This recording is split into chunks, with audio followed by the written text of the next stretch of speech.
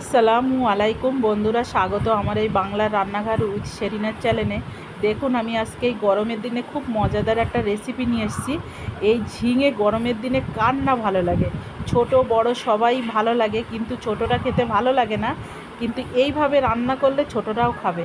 তা দেখুন আজকে আমি ঝিঙেটা কিভাবে রান্না করি। সবার প্রথমে কড়াইতে তেল দিয়ে আমি একটু জিরের ফোড়ন দিয়ে তারপরে কাঁচা লঙ্কা আর পেঁয়াজটা দিয়ে দিলাম।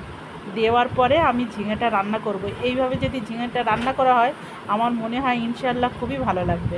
আর এটা একদম বাঙালিভাবে রান্না হবে। এই বাঙালিভাবে রান্নাটা খেতেই ভালো লাগে। অনেক রকম মশলা দিয়ে অনেকে রান্না করে, কিন্তু যে যেমন রান্না করতে পারে, আমি কারো রান্নাটা শেখাচ্ছি না, কিন্তু আমি এইভাবে রান্না করি, এই রান্নাটা খুবই ভালো লাগে। দেখুন রান্নাটা আমি সবার প্রথমে চিংড়ি মাছটা খুব ভালো করে কুটে বেছে নিয়ে আর তেলের ভিতরে এই চিংড়ি মাছটা কষিয়ে নেব। কষিয়ে নেবার পরে আমি ঝিঙেটা দেব।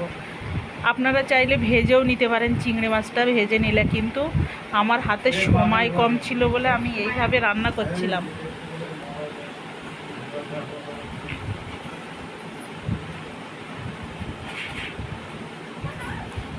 হলুদ লবণ দিয়ে মানে রান্নাটা মাছটা আমি কষিয়ে নেব। আগে কষিয়ে নিয়ে তারপরে আলুটা দিয়ে দেবো। আলুটা দেওয়ার পরে তারপরে আমি রান্না করব।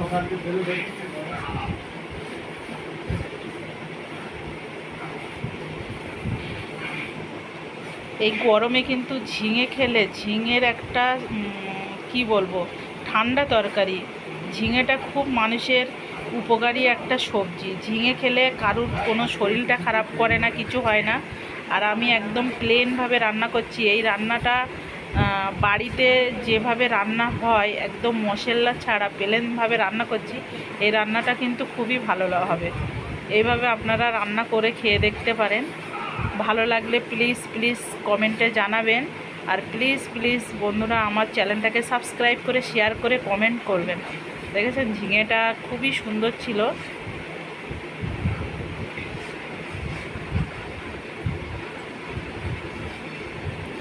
একটু আমি বাড়িতে মরিচ গুঁড়ো করে রেখেছিলাম। এই মরিচ গুঁড়োটা আমার সবজি রান্না করলে আমার দিতেই হবে, না দিলে আমার ভালো লাগে না। আমার যে কোনো সবজি রান্নায় মরিচ দিলে বেশি ভালো লাগে।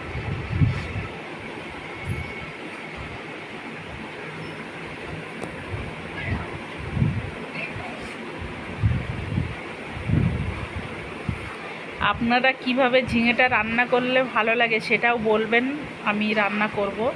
একই রকম রান্না খেতে তো ভালো লাগে না, এক এক সময় এক এক রকম রান্না খেতে ভালো লাগে, প্রত্যেকেরই ভালো লাগে। তা এরকম হালকাভাবে প্লেনভাবে রান্নার এর একটা স্বাদ আলাদা।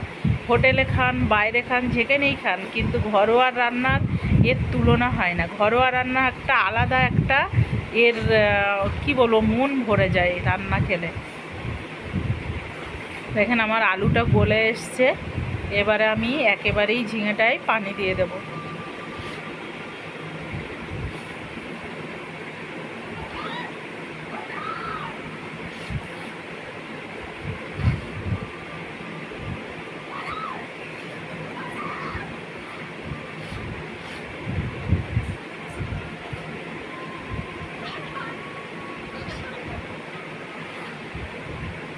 কি সুন্দর কালার চলে এসছে, খুব সুন্দর কালার চলে এসছে। রান্নাটা দেখেই মনে হচ্ছে খেয়ে নিই, কিন্তু খুব লোভনীয় হয়েছে রান্নাটা। আমি বেশি ঝোল রাখবো না, এরকমই রাখবো। দেখুন রান্নার কালারটা কত সুন্দর চলে এসছে।